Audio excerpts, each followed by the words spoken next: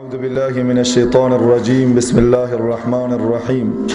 وأما من طغى وآثر الحياة الدنيا فإن الجحيم هي المأوى وأما من خاف مقام ربه ونهى النفس عن الهوى فإن الجنة هي المأوى. صدق الله العظیم. الهی ای زبانها از تو گویا، جهانی از فروغت گرم و پویا.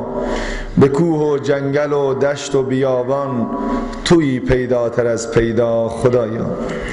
خدای قادر سبحان رو متشکر و سپاسگزاریم از اینکه این توفیق رو عنایت فرمود تا پس از طی مسافت تقریبا طولانی بتونیم در جمع بسیار گرم شما جوانان منطقه زورآباد و این روستا قرار بگیریم و از نزدیک با شما عزیزان ملاقات بکنیم. خدای عزوجل رو بر این من و فضل و احسانش قدردان و متشکر و سپاسگزارم.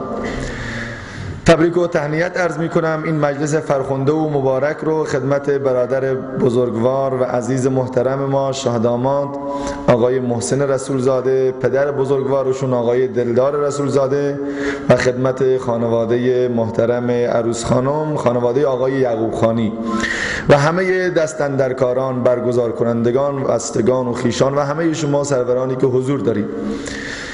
و همین ابتدا هم عرض پوزش دارم از اینکه در خدمت اساتید به ویژه استاد بزرگوار همه ما جناب مولانا عبدالغفور حفظه الله، این شاگرد الکن لب به سخن گشوده و گستاخی نموده و سایر علمایی که در مجلس حضور دارند. به هر حال به نظر من باید از چانه و چونه کم بکنیم و بر اصل متاع و کالا و کیفیت او باید بپردازیم، چون که وقتم بسیار تنگ، گوشلاغر هم چند عروسی هست و قرار ساعت 12 انشاءالله اگر خدا بخواد اونجا برنامه ایجاد بکنم. وقت بسیار گذشت ولیکن به دو دلیل مجبورم صحبتم رو کوتاه بکنم. دلیل اول این که ما دیشب مجلس بسیار باشکوهی در روستای ممیزاب 3 تا عروسی بود، حدود 1.5 ساعت فکر کنم 1 ساعت و 45 دقیقه وقت خوب بود اونجا صحبت کردیم. گشته که واقعیت و اینو بگم که مجلس اصلی اینجا بود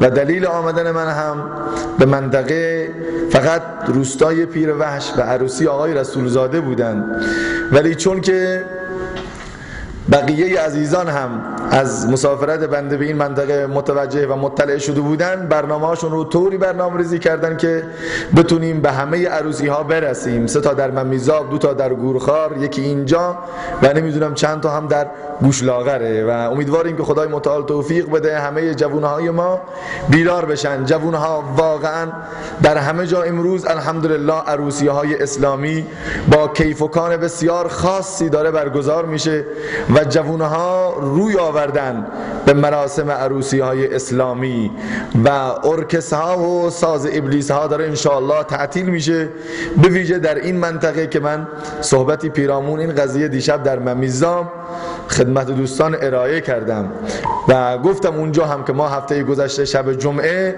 در بندر عباس در حضور جوانان اون منطقه 23 عروسی اسلامی در یک جا برگزار کردیم، یعنی 23 تا داماد به ردیف، همینطور که آقای رسولزاده نشسته سمت راست و چپ منبر نشسته بودن، 46 خانواده و 46 طایفه در جا و دقیقاً قول دادن برای آخر اسفند ما قول گرفتن و وقت گرفتن 50 عروسی اسلامی انشاءالله برگزار کنند و این واقعا نقطه عطفی است در زندگی جوانان ما. امیدواریم که منطقه زورآباد و این منطقه بسیار سرسبز، منطقه‌ای که با معنی قرآن و با درس قرآن و درس حدیث سرسبز و شاداب شده، انشاءالله از این مراسم انشاءالله بهره مند گردن. یک صلوات غرایی نعت بفرمایید. بالاخره شانس شما جوونا گرفت که هم گلوم گرفته هست، هنجرم ناجوره، همین که وقت تنگه، وگرنه حال شما رو میگرفتم. واقعا دقایقی که در خدمت شما سروران هستم پیرامونه چه عواملی و چه دلایلی و چه اسبابی باعث آسایش و آرامش یک جامعه اسلامی میشه، چه مسائلی تضمین کننده و ضامن سلامتی روحی و روانی یک جامعه است. شما میدونید جامعه سالم، جامعه بالنده، مبتنی برداشتن جوانهای توفنده و بالنده و بارز و خوب و صالح و نیکوکار هست. و جامعه ای که جوان سالم نداشته باشد، جامعه ای که از نیروی جوان توهی و آری باشد، این جامعه شبیه به یک جامعه جنگلی خواهد بود. جامعه ای که در اون انسانها احساس خودباوری، احساس بالندگی، احساس تعالی، احساس ترقی، احساس پیشرفت و احساس زنده بودن رو اصلا نمی کنه. و باز سوال اینجاست که چه کار بکنیم تا جوانان ما بتونن چون این نقش سازنده و مؤثری رو در جامعه سالم ایفا بکنه. امروز جامعه ای که ما در اون زندگی میکنیم باید بپذیریم که جامعه آشفته است، جامعه مملو از اضطرابات و استرس ها و نگرانی هاست. امروز در جامعه ما از بچه 2 ساله بگیر تا پیرمردی که اسرائیل صبح به صبح در خانهش زنگ میزنه که بیا سوار شو، عمرش از 80 گذشته، روی استرس و آرامش و روی آرامش و فلاح و رستگاری و آسایش رو نمیبینه. بچه 2 ساله رو بردن بیمارستان، میگه آقا این ایست قلبی داره، این ریه‌هاش از کار افتاده، رودش فلان شده. و پیرمرد 80 ساله رو برده اونجا، میگه سکته کرده به خاطر اینکه 50 تا گوسفندش از بین رفته. پس جامعه سالم نیست، جامعه مملو از نگرانی هاست. این نگرانی ها باید رفع بشه یا نه؟ آیا این نگرانی ها ظاهره چه مسئله است؟ از کجا اومدن؟ این درد بسیار بی‌درمان، این بلای خانمان سوز. ما وقتی تاریخ اسلام رو نگاه میکنیم، صحابه بزرگوار رسول خدا از کوچکترین نگرانی برخوردار نبودن. پزشک میاد از جامعه یمن، 1 ماه کامل در مدینه منوره مکث میکنه، یه مریض بهش مراجعه نمیکنن. تعجب میکنه اینجا دیگه چه بشریتی است، این مردم اینجا دیگه چی ان؟ مثل زمانی که طالبان در افغانستان به شهادت رسیدن، در منطقه مزار شریف یک گورستان دست جمعی رو از طالبان پیدا کرده بودند. بعد از گذشت 2-3 سال تمام اجساد طالبان صحیح و سالم بود، هیچ کدوم از اینها کوچکترین پوسیدگی و خرابی در جنازشون نبود. اینترنت نوشته بود، بعد اینترنت خودم دیدم نوشته بود با تیتر بزرگ: اجساد طالبان لا یتعفن، اجساد طالبان و القاعده متعفن و بدبو نشدن. دلایلش رو نوشته بودن، چون که مسلمان نبودن. تحلیلگران آمریکایی گفته بودن اینها برگ هویج و اسفناج و چیچیک خوردن و اینها باعث شده که جنازه اینها سالم بمونه. این پزشکم همین رویه رو و همین ذهنیت رو داشت که اینها حتما یه چیزی میخورن که اینطور مریض نمیشن، کوچک و بزرگشون. بنابراین میان پیش یکی از صحابه، میگه شما چتونه؟ چی شده شما رو مریض نمیشید؟ ناراحتی ندارید؟ حتی یه سرماخوردگی، یه زکام؟ اون صحابی جواب داد که ای مرد، ما از داروخانه محمد رسول الله صلی الله علیه و از مکتب رسول الله گرفته هیچ بیماری روحی و روانی و جسمی سراغ اون نمیاد.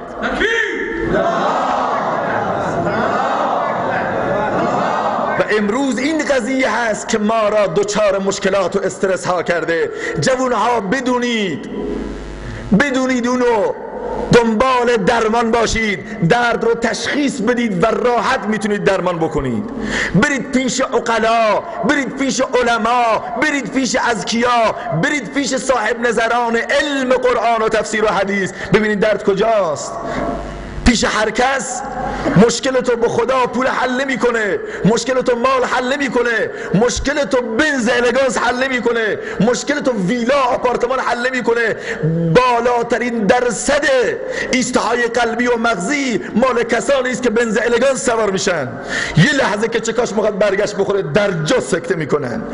من دیشبم گفتم کشور سوئد که بزرگترین و پیشرفته ترین کشور دنیاست، سال گذشته 30,000 نفر در 1 سال اقدام به خودکشی کردن. و آمریکا 75% مردمشون با قرص خوابشون نمیبره. پس اینها سبب آرامش نیست. برید دنبال کسانی که شما رو راهنمایی کنن. وگرنه پیش این و اون رفتن شما رو تو چاله میندازه. یک لطیفه هست، چون که مجلس عروسی است نگید اعضا رفتیم ما، میگه این زمانی علامه رشید احمد، مفتی رشید احمد این قصه رو آورده، میگه زمانی یه بنده خدایی رفت رو درخت بزرگ نخل، اونجا رفت برای چیدن میوه، بعد هر چه زور زد که بیاد پایین نمیتونست. گفت چیکار کنم؟ صدا زد ها یا للمسلمین، مردم کمکم کنی به دادم برسید. گفتم برین کمکش کنین.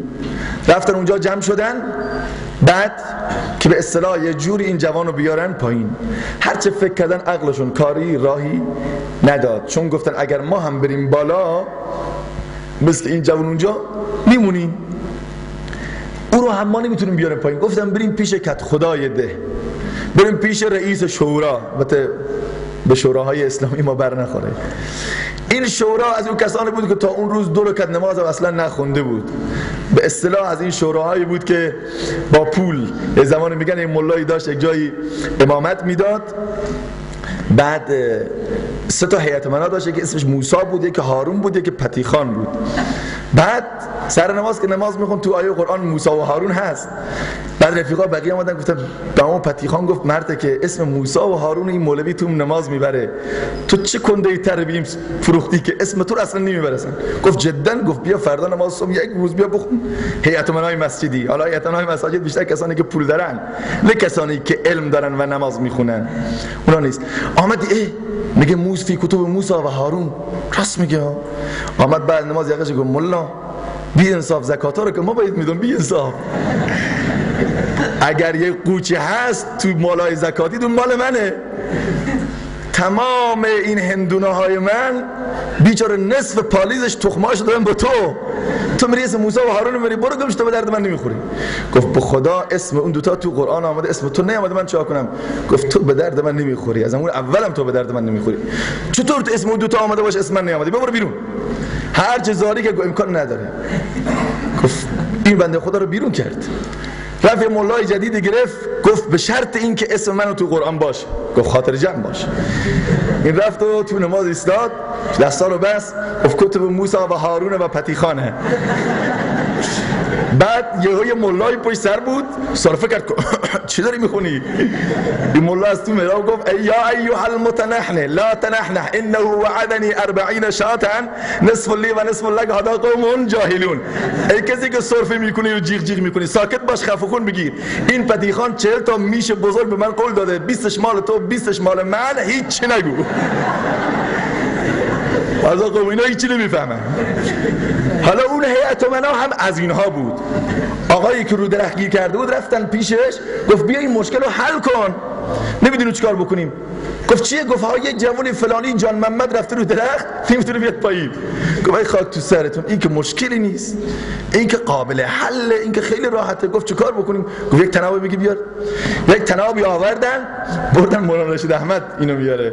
مگه رفت اونجا، حالا این جلو، بعد مردم پشت سرش، آقای پتیخان جلو و مردم پشت سرش رفتن جای درخت.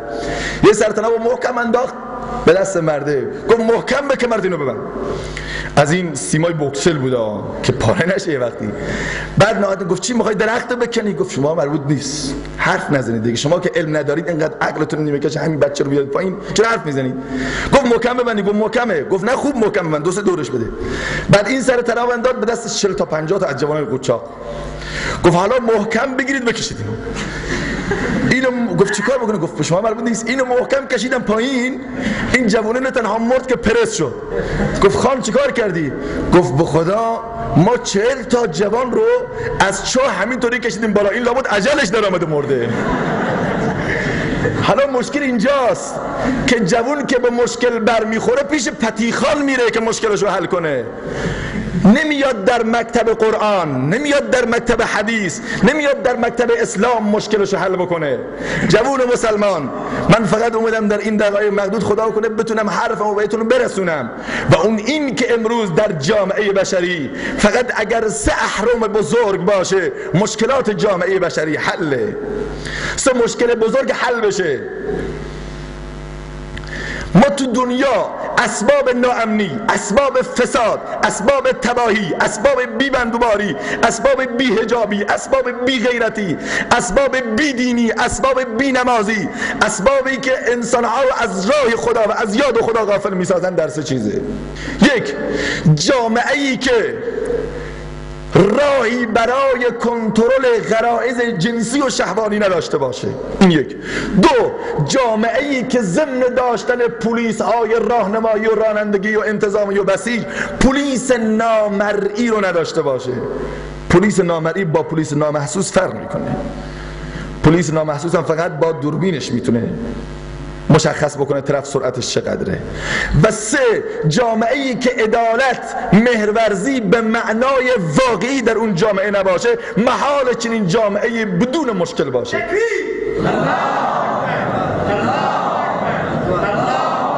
متوجه شدین انشالله؟ این سه مسئله جزء مسائل اساسی ایجاد امنیت در یک جامعه است. این صدای من مثل که راه افتاد شوخی شوخی، من گفتم این گرفته است. شما رو دید راه افتاد. یک صلوات ند بفرمایید. جناب مجری بگیره هر زمان که وقتم تمام شد اینو تکون بده انشالله. اول راهی برای این که غرایز جنسی رو کنترل بکنه. دو، پلیس نامرئی ایجاد بشه. سه، عدالت به معنای واقعی در جامعه حکم فرما بشه. اون زمانه که مشکلات اقتصادی، چون که هر جوان 5 تا مشکل داره، کاش وقت می بود اینا رو باز می. 5 تا مشکل. یک، مشکل فکری و روحی و روانی.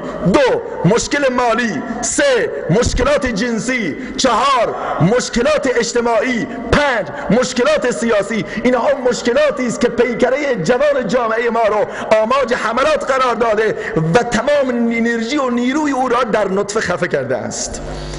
و برای اینکه این 5 مشکل رو رفع بشه 5 گروه باید احساس وظیفه کنند. برای مشکلات روحی و فکری علما باید بیان تو مجلس، علما باید بیان تو جمع، علما باید بیان تو جامعه ببینن مشکل جوان ما چیست، که امروز هرچی که از غرب میاد کعبه آمالشونه، هرچی از غرب میاد گویا از خدا داره صادر میشه. به قول یکی از بزرگان، بوش شده خدا و کاخ سفید هم شده کعبه مسلمونا. این واقعیت، ناراحت نشید.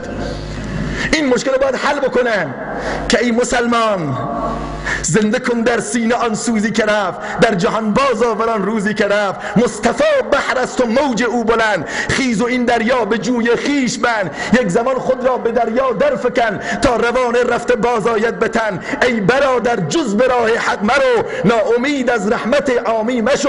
تو ندانی عشق و مستی از کجاست، این شعاع آفتاب مصطفی است. اینو به جوون ما بفهمونه، به جوون ما بگه که امروز جمعیت هلند از 1 میلیون جمعیت 900,000شون به طرف اسلام آمدن و مسلمان شدن.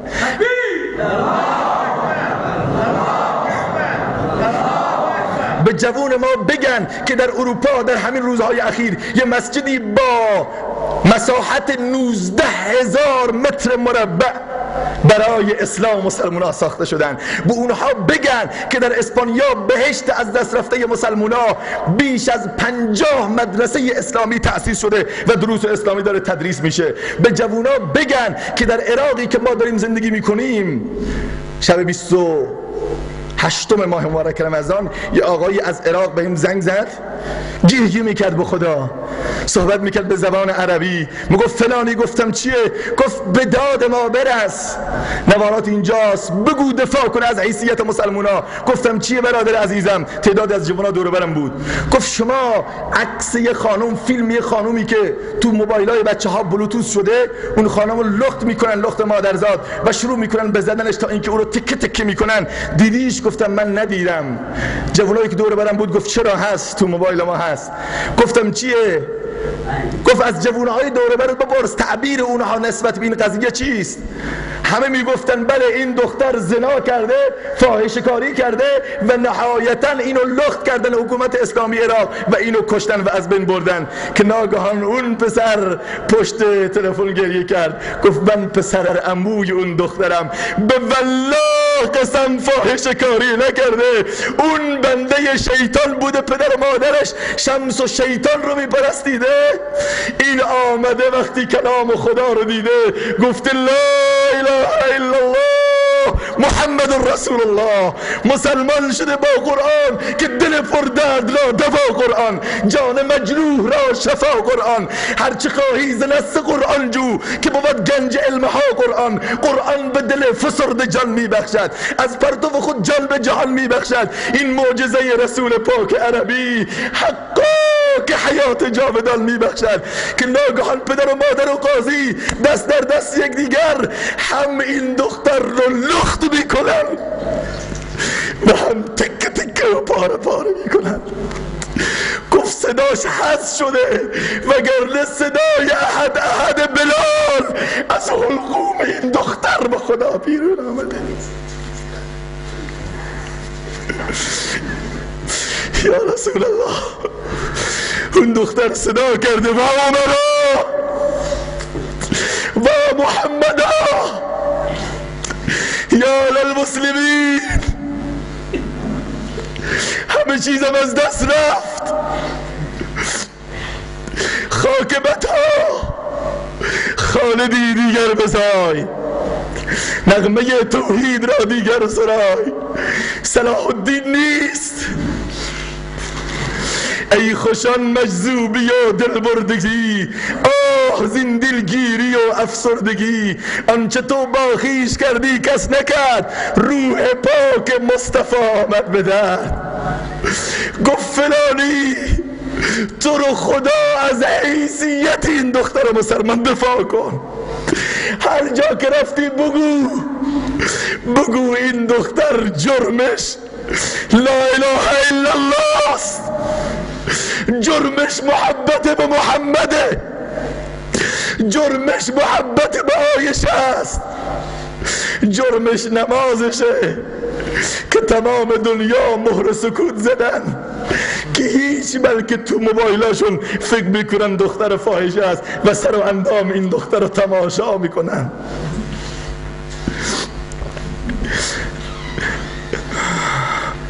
لا اله الا الله، پرچم عزیز ما زیر پای کافر شد.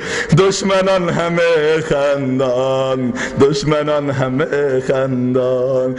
بیت قدس همی نالد، اشک و خون همی بارد. تا به کی به زنجیرم، وای ای مسلمانان، وای ای مسلمانان. همه چیز از دست دادیم. به جوانها بگید که امروز خانم مونیکا کلارک در هند، در کشورهای غرب مسلمان میشه و حاضر همه چیزشو بده ولی اسلام از دست نده. ولی امروز اسلامی که ما داریم چون که ارثی رسیده، چون که از پدر مادر به ارث بردیم، به اندازه تخمهای هندوان هم بهش ارزش قائل نیستیم. واقعیت رو قبول بکنید. با یک گوسفند اسلام امروز به فروش میره تو بازارها، با یه متر پارچه، با همه چیز. این مشکل روحی و روانی است، این مشکل فکری است، این درد بزرگی است و اینجاست که آرامش ها گرفته شده از جوان ها. من بقیه مشکلات رو نمیخوام بگم، وقت تنگه. بنابراین علما موظفن، علمای اینجا الحمدلله زحمت کشیدن. بنابراین اهل قلم و اهل دانش، اهل سواد، فرهنگیا موظفن بذر امید را در دل جوان ما غرس بکنن و بهش بفهمونن که مسلمان، تو برتر زین و زان بودی، تو آن بودی که در عهد ملائک، در عهد پیامبر میخروشیدی. تو کسی بودی که فرشته ها با عمامه های سبزرنگ در بدر، در احد، در یرموک، در هر کجا به استقبال تو می آمد. چرا امروز اینطوری شدی؟ غرایز جنسی رو کنترل کردن و این با دین و ایمان فقط ممکنه، لا غیر. غرایز جنسی با هیچ چیزی دیگه قابل کنترل و قابل مهار نیست. خدا نکنه که آتش شهوت در وجود یه جوان شعله ور بشه، دیگه هیچ چیزی نمیتونه جلوشو بگیره. پدر نخیر، مادر محال، برادر هرگز، جامعه غیر ممکن و محاله. فقط تنها چیزی که میتونه جلوشو بگیره ایمان به خداست، ایمان به ربه. این جوان ما آقای رسول زاده الان زمینه گناه براش کاملا مساعد بود. دیشب میگن در چشم آزادم همچه مجلسی غیر از این مجلس بوده، مجلس غیر دینی بوده. ایشون هم میتونست این کارو بکنن، ایشون هم میتونست مراسم غیر اسلامی بگیره. اینقدر بهم زنگ زده که گوشیم نزدیک بود بسوزه واقعا. بندر عباس، جزیره کیش، هر کجا میرستم آقای رسول زاده چه میخوای؟ و بسیاری از جوانها خدا شاهده اینها عاشق من نیستن، ما کسی نیستیم، اینها عاشق خدا، عاشق دینند. کنترل غرایز یعنی زمینه فساد فراهم بودن ولیکن فساد نکردن. میگه در جوانی به خود گفتم شیر شیر است گرچه پیر بود، چون که پیر گشتم گفتم پیر پیر است گرچه شیر بود. اونی که پیر شده اگرچه که شیره پیره دیگه، اون دیگه زمینه فساد، استعداد گناه در اون مرده به 0 درجه رسیده. ولی این جوانها در چنین مراسمی میتونستن با ساز ابلیس امروز معصیت و گناه را به قول جناب مولانا این همه شراب رو در توبه‌جام تهیه بکنه و کردند. بسیاری از جاها ما رفتیم و دیدیم عروسی اسلامی حداقل اینها نیست. بالاخره این کنترل بزرگترین درس واقعا. کسی که در نقطه 0 زندگی خودش رو اینطور خودش رو کنترل بکنه که بیاد تو مسجد. من زمانی که میرفتم به نیکشهر تهران مراسم سخنرانی عروسی اسلامی برگزار بکنیم، رفتم تهران، بعد چون که پرواز با مقدار تأخیر داشت به سمت بندر عباس و چابهار، رفتیم خونه یک از دوستان، برگشتنیا یه ماشین برامون دربست کرد. تو را که می آمدیم لباس ما رو دید، گفت که آقا شما بلوچستان میرید؟ گفتم بله. گفت بلوچید؟ گفتم نه، شما شنیدید بلوچن در بلوچستان، ولی ما بلوچ نیستیم ولی بلوچستان میریم. درسته. گفت برای چی میری؟ گفتم میخوام برم اونجا برای برگزاری مراسم اسلامی، عروسی اسلامی. گفت عروسی اسلامی دیگه چه صیغه‌ایه؟ این بنده خدا تا اون روز اصلا نشنیده بود، کما اینکه بسیار نشنیدن. گفتم عروسی اسلامی اینه که میرن تو مسجد جمع بشن تعدادی از جوانها، گفت ما تعزیه ما رو خجالت میکشید تو مسجد بگیریم چون کسی از جوونا نمیاد. چون چطور عروسیاتون تو مسجد میگیرید؟ خب بعد چیکار میکنید تو مسجد؟ گفتم ابتدای برنامه با تلاوت چند از آیات کلام الله مجید برگزار میشه. گفت قرآن؟ ما سر تعزیه‌مون غیر روزه دیگه چیزی نمیخونیم واقعا. خیلی کمن کسانی که قرآن بخونن و میخونن قرآن رو، ولی شما سر عروسیاتون. گفت خب نقش تو چیه اونجا؟ تو برای چی بدی؟ گفتم اتفاقا نقش اساسی و محوری مال منه. گفت کو سازت پس؟ کو سازت تنبوره؟ زبان درم دیده اینه. گفت چی داری میگی؟ یعنی باور کنید اگر 2 کلمه دیگه در مورد عروسی اسلامی نمیگفتم این بنده خدا سکته مغزی میکرد میمرد. گفتم عزیزم اگر پول داری وقت داری با هم بیا بریم، اگر نداری بعدن حتما برات نوارش میفرستم. گفت تو رو خدا حتما این کارو بکن. یه چیز عجیبی شنیدم برای بسیاری از جوونا همینه. بعضی ما به صورت طعنه میگن آقای رسول زاده تسلیت عرض میکنیم آخرین غمتون باشه. تو مسجد مگه تعزیه گرفتی؟ واویلا. من دیشب در ممیزابم گفتم، در همه جا این قصه رو میگم، این کارگزاری رو خدمت جناب مولانا هم گفتم دیشب که یکی از مناطق منو به عروسی اسلامی دعوت کرد، مرتب این جوان زنگ میزد تا اینکه بالاخره قبول کردم. گفتم چشم میام. فردا شبش زنگ زد که آقا نیا. گفتم چی شد عزیز من؟ تو که برنامه عروسی اسلامی داشتی. گفت جوونا دور من جمع شدن گفتن بابا ولش کن، یه بار میخوای تو عمر داماد بشی 100 بار که نمیتونی زن بگیری. شما خراسانی‌ها که اصلا نمیتونید 2 بار زن بگیرید. یه بار میخوای داماد بشی، اون یه بارم میخواد بری مولوی بیاری و فرام بیاری مولودخانی بکنی. این چه وضعی؟ بیا بابا حالتو بکن، عشق کنیم، بالاخره شراب و کباب و رباب باشه، دور هم باشیم و چلیم و تریاک و چرس هیروئینی، به اصطلاح یه مقداری با همدیگر 6 میشیم. ما نمیفهمیدن که 7 هم میشن. بالاخره گفتم جوون این حرفا حرفه، ولی من یه چیز بخوام بهت بگم و اون این که تو فردا میخوای اساس و شاروده زندگی تو بریزی با معصیت و گناه یا با عبادت و طاعت خدا. اختیار با توست. فمن شاء فلیؤمن فمن شاء فلیکفر. دین اجبار نیست، اکراه نیست، زور نیست. میخوای با خدا و کلام الهی زندگی تو منور کن، نمیخوای با ابلیس و با شیطان با اون یلری تلریایی که خودت میخوای. تلفن قطع کرد، البته گفت بیا. گفت حرفا اونا رو گوش نمیکنم، حتما بیای مولوی، به کسی دیگه قول ندی. گفتم چشم میام. فرداش به همون ساعت زنگ زد مولوی خیرشویی. گفتم بفرما. گفت آقا لطف کن به عروسی من نیا. گفتم چی شد؟ گفت بابا اینا منو ول نمیکنن، نیا دیگه. زور که نیست آقا، زوره. گفتم نه بابا کی گفته زور؟ خدا پدرتو بیامرزه. مقدار نصیحتش کردم، باز گفتم حالا چیزایی که اونجا گفتم نمیشه منتقل کردم رو. نهایتاً گفت نه پدر اینها فلانیا رحمت ولش کن، بیا حتما بیا. گفتم باشه چشم میام. فرداش بهش زنگ زد، باز این شما رو افتاده. گفتم چه خبره؟ گفت مولوی خیر شوی رد ما ول کن، مزه خدا نیا دیگه. مسخرمون کردی نیا. یادم نیست حقیقت 3 شب یا 4 شب همینطور مرتب این زنگ میزد بیانه. آخر ناراحت شدم، گفت تو مثل که به جای لوبیا حب بیانه خوردی ماشاءالله. گفت بالاخره آقا خلاصه دسترتون رو به در نیارم، قسمت به نیا شد. نرفتن. شب جمعه بود که عروسیشون بود. صبح جمعه باباش زنگ زد، فلانی. گفتم بله. گفت تو رو خدا بلند شو بیا. گفتم دیگه مسخره تو رو پسرت نیستم. که زد زیر گریه. گفتم چی شده؟ چرا گریه میکنی؟ گلوش عقده کرده بود، هزاران غم گویا تو سینش داشت. گفت فلانی به عروسی بچم نیامدی، تو رو خدا به تعزیتش بیا. گفتم چی شده مگر؟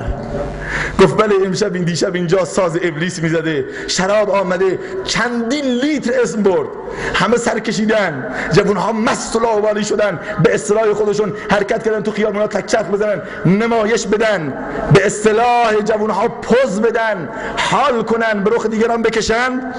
بعد این راننده ها خورده بودن شراب، مست شده بودن. این راننده داماد و عروس ناگهان جهت خودش و سمت خودش رو ول میکنه، میره زیر تریلی، عروس داماد در جا کشته میشن. رفتم اونجا ولی نمیتونستم چه بگم. با خدا قسم اینقدر اشک میامد که خدا این جوون دلش میخواست که عروسیشو اسلامی بگیره. این جوون اسبابشو فراهم کرده بود ولی گرگ ها نذاشتن، درنده ها نذاشتن، ابلیس ها نذاشتن. خدا خودت به حال این جوان رحم کن که عمر روز قیامت با جنازه تک تکه و شهید شدش بیاد و حمزه با جگر پاره پارش بیاد. از این بپرسن که تو در چه حالتی مردی؟ چه جوابی خواهد داشت؟ شراب خورده بودم، موسیقی آورده بودم، تیشه به ریشه اسلام زدم، جگر محمد خون کردم، به خدا عروسی اسلامی یعنی جگر رسول الله پاره پاره شدم. یعنی خنجر زدن به قلب عمری که آی تو گریه کرد. خودت هر چی که دوست داری، خنجر زدن به قلب مولانا محی الدینی که برای تو اینجا زحمت کشید، مولانا عبدالغفوری که جوانی خودشو به پای شما پیر کرد. به خدا عروسی غیر اسلامی یعنی این دیگه ترجمه دیگر نداره. پدر تو رفتی به حج،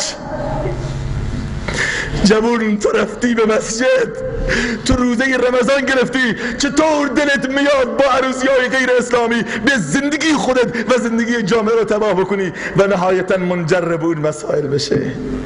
و میشه کنترل غرایز جنسی و شهوانی و انفسی نفسانی، این خیلی مهمه و این با ایمانه، با ایمان به خدا، با ایمان به رب این مسائل پیش میاد.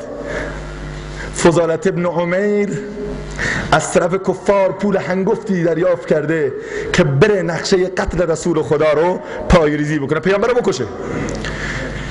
یه دوست دختر داشت مثل بسیاری از جوانهای ما متاسفانه که امروز خیلی راحت بین قضایا، ای بسا ابلیس آدم روی هست پس به هر دستی نباید داد دست. خیلی مواظب باشید جوانها، خیلی مواظب باشید.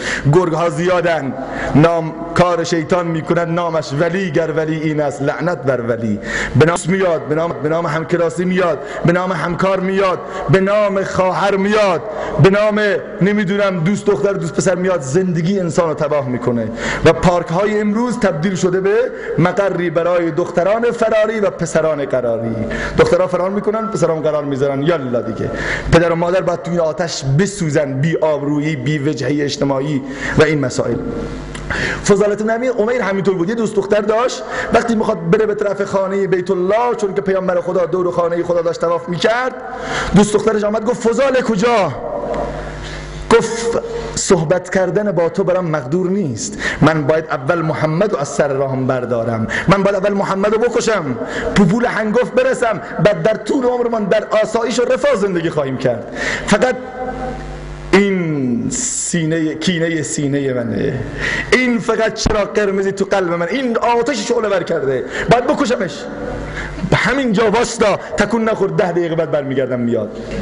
رفت اونجا، رسول خدا در مطاف کعبه بود و ایشون یه خنجری رو زهراگین و مسموم در زیر لباسش پنهان کرده.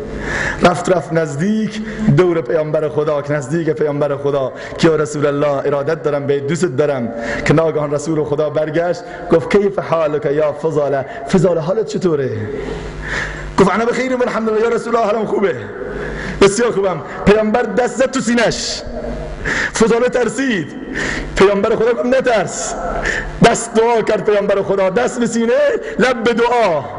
دعای محمد شوخی نیست، زمین و زمان رو متحول میکنه. عمر شمشیر برداشته که محمد رو بکشه، خبر نداره که دیشب محمد براش دعا کرده که اللهم اعز الاسلام به احد العمرین، خدای اسلام توسط یکی از این دوتا عمر بن خطاب و ابو جهل عزت ببخش. عمر شمشیر برداشته، محمد براش دعا میکنه و ابتدا اسم عمر بن خطاب گرفته پیامبر. دعای رسول الله قبول شده، اون شمشیر به کف گرفته. پیامبر دست گذاشت تو سینه‌اش، گفت اللهم یا مقلب القلوب والابصار، ای خدایی که قلوب بندگان بین اصبعی الرحمن یقلبها کیف یشاء، ای خدایی که قلوب بندگان بین دو تا انگشت بلا کیف توست، هر جوری که بخوای میگردونی. خدایا قلب فضاله رو از اهریمنها و دیوها پاک کن. فضاله میگه همین که دست رسول الله تو سینم افتاد، احساس خنکی عجیبی کردم، گویا بوی خدا از دست رسول خدا تراوش کرد، گویا که بوی جنت رو میدیدم. پیامبر میخواست دستشو برداره، دستشو فشار دادم، یا رسول الله تو رو خدا 2 دقیقه دیگه نگهدار. پیامبر زور میزد دستشو برداره. فضاله گفت اشهد ان لا اله الا الله و اشهد انک یا محمد رسول الله.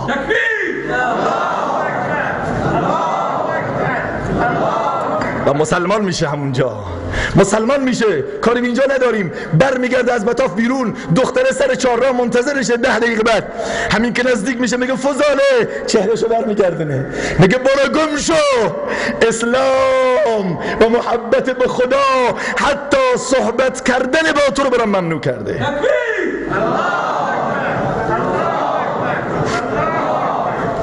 یه دقیقه از مسلمان شده جوون، من و تو 27 ساله که مسلمانیم، 60 ساله که مسلمانیم. اون یه دقیقه مسلمان شده اینقدر متحول میشه که همه چیزو میخواد دور بکنه، حتی حاضر نیست با دوستش که قرار قبلی گذاشته باش صحبت بکنه. ولی امروز چو کفر از کعبه برخیزد کجا ماند مسلمانی. یه تکونه بخوری جوونه بیل جلوتر، جزاکم الله. یک صلوات نبی بفرمایید.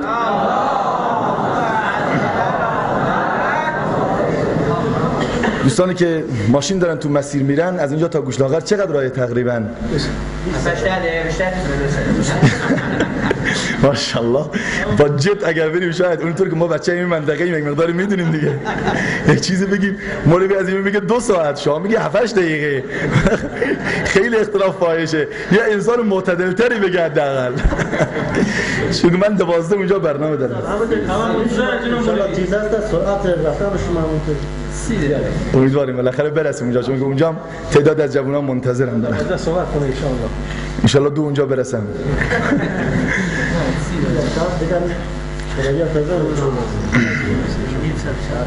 بالاخره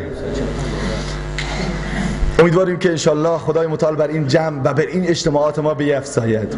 بس اینجاست که اون 1 دقیقه مسلمان شده، قدر اسلامشو اینقدر میدونه، قدر محبت خودشو به محمد رسول الله اینقدر پاس میداره که مبادا کوچکترین لکه‌ای و نقشه‌ای روش بیفته.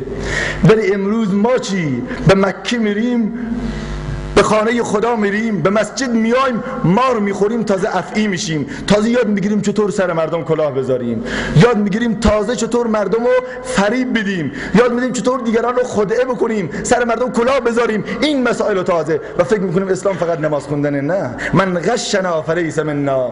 من بارها گفتم که از عزیزان صحبت میکرد، توی این بنگاه ها، توی این نمیدونم کشاورزی ها، همه جا امروز دروغ آمده. اشهد بالله طرف قسم میخوره برای 1000 تومانی که مالشو بیشتر بفروشه. خدا شاهده. علما میگن کسی به دروغ بگه خدا شاهده، میدونه دروغه، قسم دروغ و خدا رو شاهد میگیره، خطره کافر شدن رو داره. شوخی نیست این مسائل. به سر زمان خطره. البته نمیگم که، چون که یعنی خدا شاهده و ما داریم به خدا دروغ میگیم. و روز قیامت در میدان محشر 3 تا شاهد داریم، 3 تا گواه بزرگ. خدا نجات بده خودت. بینات، گواهان و شواهد. بعضی علما میگن 3 تا، بعضی علما میگن 4 تا. 4 نوع شاهد. شاهد اول اعمال انسان.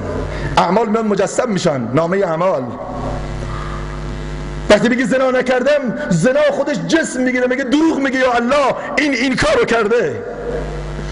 و حتی در روایت میاد روزه ها، نماز ها تجسم میگیرن. هنگامی که با پل صراط قرار میگیره میخواد رد بشه و نمیتونه، که ناگهان نماز میاد سواریش میشه، میگه یا الله این منو ضایع نکرده، تو هم امروز اینو ضایع نکن. روزه میاد، زکات میاد، و از اون طرف فواحش میاد، غیبت میاد، دروغ میاد، تهمت میاد، مسخره و تمسخر و استهزاء و طعنه میاد، عروسی‌های غیر اسلامی میان، شراب و هیروئین و گرد و کوکائین و مورفین و چرس و بنگ میاد. همه میاد اونجا گواهی میدن بر علیه این جوان.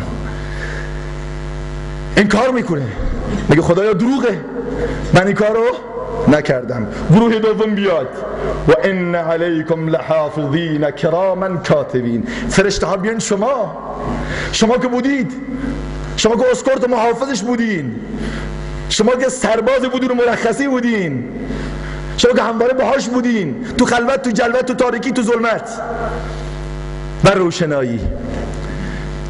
فرشته سمت راست میگه خدا این کارو کرده، فرشته سمت چپ میگه خدا اینها هم دروغ میگن. بله، ان الانسان لظلوم کفار. کذاب، انسانی که دروغگوه. فکر میکنه میدان محشر هم روزشه، که ناگهان گروه سوم خدا میگه بیارید، و اونها ناگهان دست به سخن در میاد، زبان به سخن در میاد، گوش به سخن در میاد، چشم به سخن در میاد.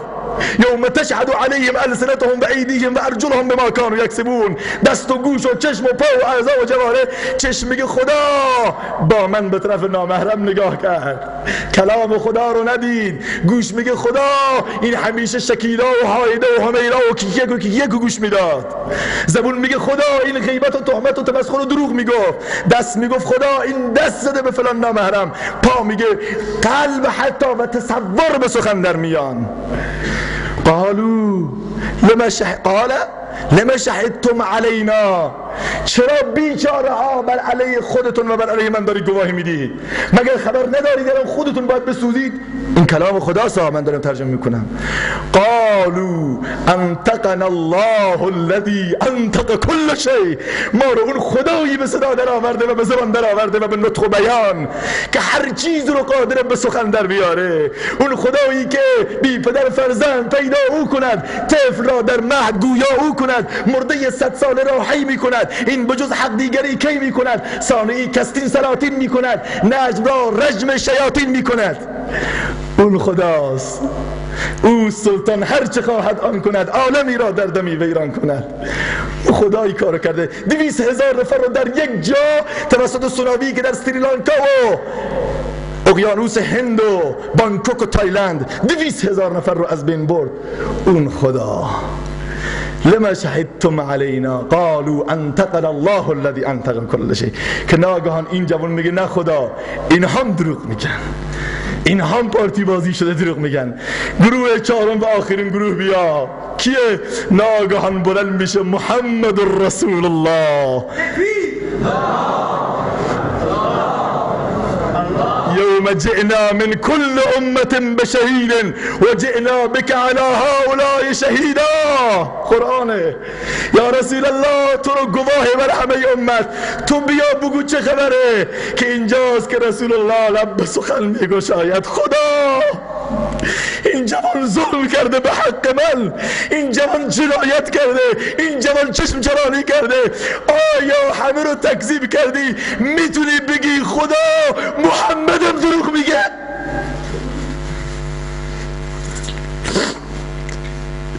اینو دیگه نمیتونی، چون که محمد صادق و صدوق الامین. مشرکین میگن ما جربنا علیه کذبا، کسی که مشرک و کافر دروغ را بر او تجربه نکرده. شاهد آخری است، میاد شهادت میده از اعمال ما، از رفتار ما، خدا خبرش میکنه. و اونجا از قرآن ثابته قال الرسول یا رب ان قوم اتخذوا هذا القرآن مهجورا. یکی از شکایت هایی که در قرآن ذکر شده که رسول الله اونجا میگه یا الله این قوم من قرآن رو ترک کردن، مردم عقب شید و شر و شور گرفتن، دنبال نی و توتک و تنبور گرفتن، آیین زلالت همه دستور گرفتن، قرآن خدا را همه مهجور گرفتن. ای آیت حق بی خبران را خبری کن، هر فرد پرستار طبیعت شده امروز، مردم همه بیرون ز شریعت شده امروز، اسلام گرفتار مذلت شده امروز، صدق است که بدبختی امت شده امروز، بر رغم عدو بهر خدا بال و پری کن. نام خود کردیم مسلمان، کو مسلمانی کجاست؟ ای مسلمانان نگویید بنده خاصیم ما، نه صلات و نه زکات و نه صیام و نه قیام. من نمیدانم خدایا این چه اشخاصیم ما. سر خودمون کلاه نذاریم، سر خودمون کلاه نذاریم. اونجا پیامبر بیاد شکایت میکنه، شاکی آخری و شاهد آخری رسول خداست که الله اینها قرآن رو نابود کردن، اینها قرآن رو محجور کردن، اینها قرآن رو ترک کردن، اینها به طرف فواحش رفتن، ما ظهر منها و ما بطن. اولین راهش اینه که انسان باید غرائز جنسی خودشو کنترل بکنه توسط ایمان. دو، پلیس نامرئی. امروز سازمان‌های پیشرفته دنیا علیرغم پیشرفت بسیار چشمگیری در عرصه صنعت و تکنولوژی و در عرصه علم و طبابت و پزشکی و پژوهش و دانش هنوز نتونستن پلیس‌های نامرئی رو ایجاد بکنن که در همه حال اعمال و رفتار و بالاخره کردار رو بر حیث و بر حسب ضوابط یک کشور کنترل بکنن. تونستن؟ آمریکا که پدر دنیاست نکرده این کارو، ولی قرآن این کارو کرده، اسلام این کارو کرده 1400 سال قبل که دوربین مخفی و پلیس نامحسوس و نمیدونم بسی و سپاهی چی نبود. قرآن این کارو کرده. تابلوهای ایستی رو بر سر چهارراه‌های عمر انسان‌ها به دست پلیس‌های نامرئی گذاشته که وقتی به سر چهارراه چراغ قرمزی روشن میکنه، از چراغ قرمز رد بشی دیگه اونجا جریمه رو نمی‌نویسن تو قبضا، جریمه رو تو قبض دائمی می‌نویسه که لا یمحا ولا یبدل. نه پاره میشه، نه کهنه میشه، نه فرسوده میشه و نه کامپیوتر خدا اشتباه میکنه. الله اکبر. مواظب باشید این چراغ قرمزها طبیعی نشه. جوون راننده‌ای که برای اول میخواد از چراغ قرمز رد بشه دست و پاش میلرزه، پلیس جریمه کنه. خدا نکنه که چند بار تکچرخ زد و رد شد و خیره شد به رانندگیش دیگه محال این منضبط و قانونی بشه. و خدا نکنه جوانی که در عرصه دین و قرآن و ایمان چراغ قرمزها رو توجه نکنه، تکچرخ بزنه و رد بشه، بره بگه بقش خنده بکنه قه قه قه قه، فلانی نماز خوند بیدین شد، فلانی نماز خوند به تله افتاد، فلانی نماز خوند دست پا شکست. من که جوونم خوشگلم ریشم و قشنگ پروفسور میزنم، کپ میزنم، آلمانی میزنم، هر جنایتی که دارم میخواد میکنم، هیچیم نشده که هیچ روز بروز پولدارتر میشم. تو کنه ی آقا انگلی میخواد خونو بمکی پر بشی یک جا منفجر بشی. خدا به اید وقت داده، خدای متعال به اید امهلهم رویدا وقت میده، مهلت میده. ان الله لا یمهل للظالم خدای برای ظالم مهلت میده چندین بار، ولی چراغ قرمز رو روشن میکنه که جوان مواظب باش، برگرد، گول و فریب اینها رو نخور.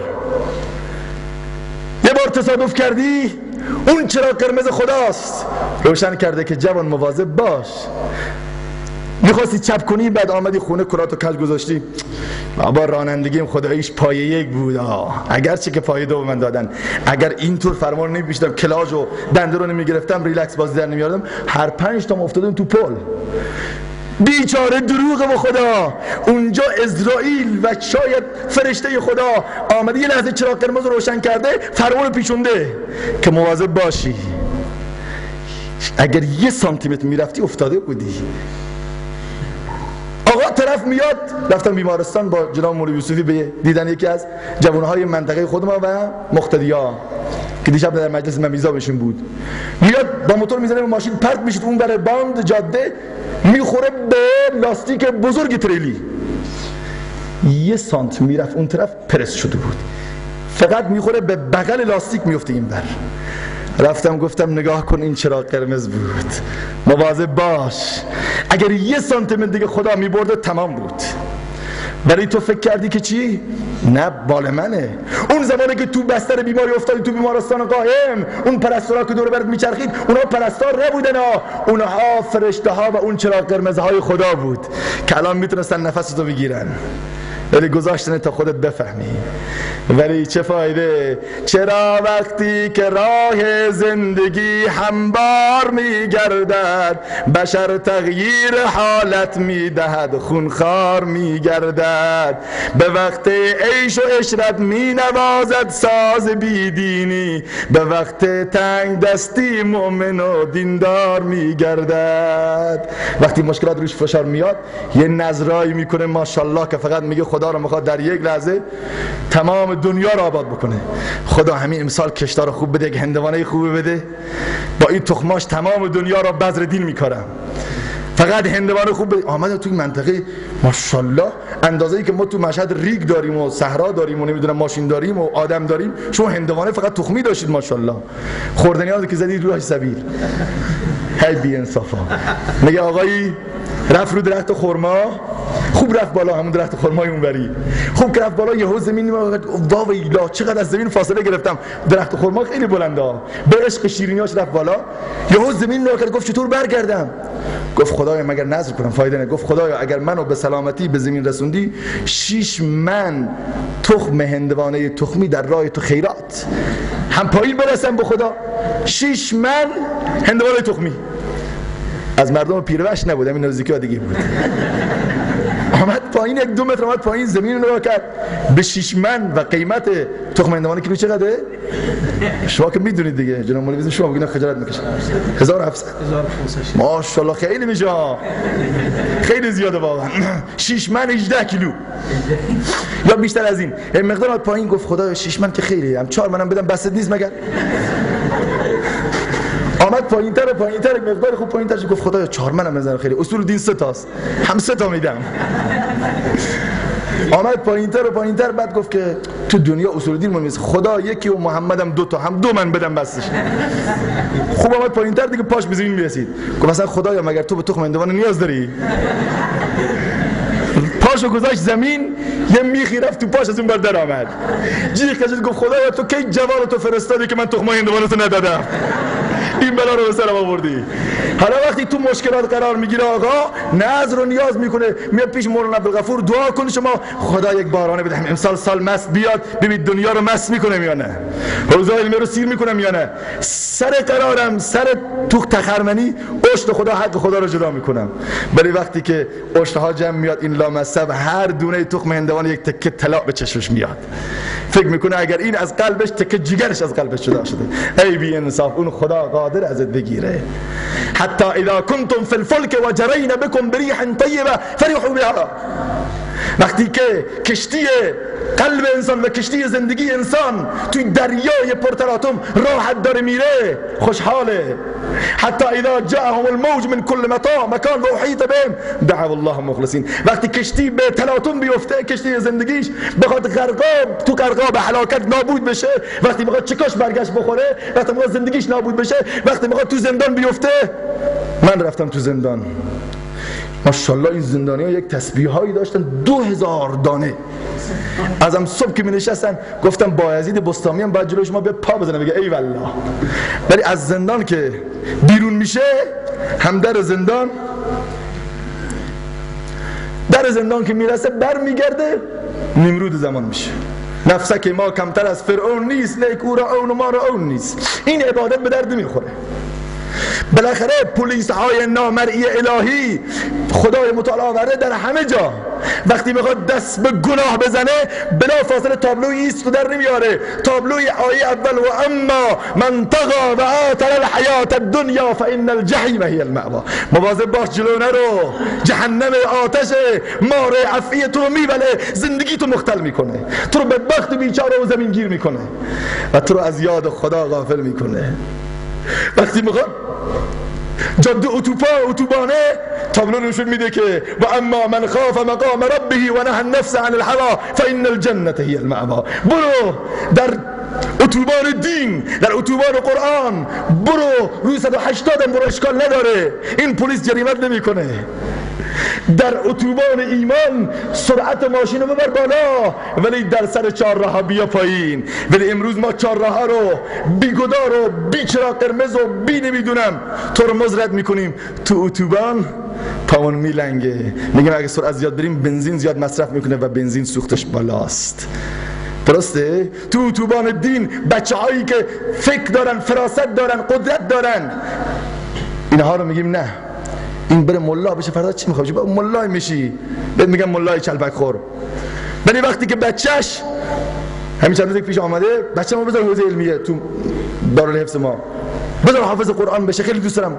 گفتم چقدر سواد داره؟ گفت تا دوم راهنمایی خونده. گفتم دوم راهنمایی قبول شده؟ گفت قبول که نشده ولی خب همچه مردودی هم نشده. گفتم چقدر تجدید آورده؟ گفت 8 تا تجدید آورده. گفتم ماشاءالله. برای اینکه اونو داخله بدم لطف کن یک بنز 10 تن کرایه کن، برو تجدیداشو بار بزن بردار بیار. دیگه اینجا تو اتوبانه، تو اتوبان دین لنگ میزنه. این واقعیت های دینی است. حالا ما با حالت خنده و جوک میگیم دوستان احساس نکنن تو عزا آمدن، ولی واقعیته. پس پلیس های نامرئی خدا. و سومین بحث مون دیگه، بحث عدالت، بحث مهمی بود. امیدواریم که خدای متعال به همه ما توفیق عمل کردن به اون چه گفته شد عنایت بفرماید. من باید برگردم برم سری. از همه دوستان پوزش میطلبم، همچنین از آقای رسولزاده، بالاخره زحمت کشیدن، واقعا این مجلس رو تدارک دیدن. ولی 5 تا قول دیشب در ممیزاب گرفتم سریع از جوونا اینجا بگیرم و من برم ان شاءالله اونجا. جوونا فقط بهتون بگم به خدا دنیا همه بیدار شده. من تا 3 ماه آینده به طور فشرده حتی یک شب خالی نیست. عروسی‌های اسلامی تا 3 ماه وقت ما رو پر کرده. 120 عروسی و این 122مین عروسی اسلامی است. تا همین 6 ماه من رفتم در